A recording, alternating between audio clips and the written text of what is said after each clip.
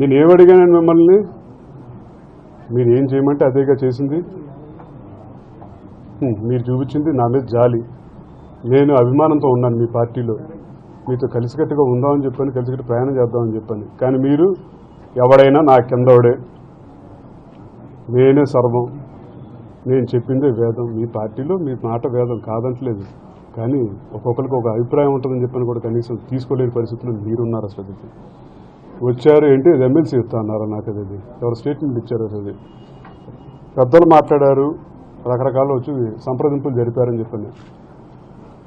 కనీసం మాట వరుసకి నా తమ్ముడు అన్నావే, ఒక ఫోన్ చేసావా?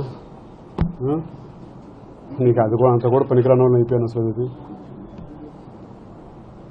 అక్కడ సీటు వెళ్ళు, ఇక్కడ సీటు వెళ్ళు అని చెప్పి అన్నారు. నన్ను పంపించి యలమంచిలి రవి గారిని తీసుకురమ్మని చెప్పన్నారు. నేనే వెళ్ళాను.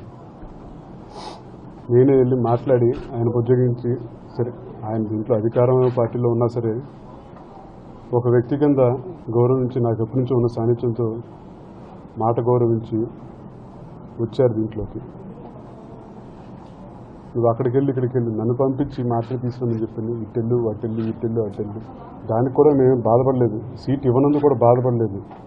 కానీ నీ సూటుబూటి మాటలు, రంగా గారు అనే వ్యక్తి జనంలో లేరు అని చెప్పని మీ భావన, అది చాలా పొరపాటు. అది రాధా అనేవాడు ఇమ్మీటర్లు అయి ఉండొచ్చు, కానీ రంగా గారు అనే పేరు మాత్రం ఇమ్మీటర్లు అని చెప్పి అనుకోవటం,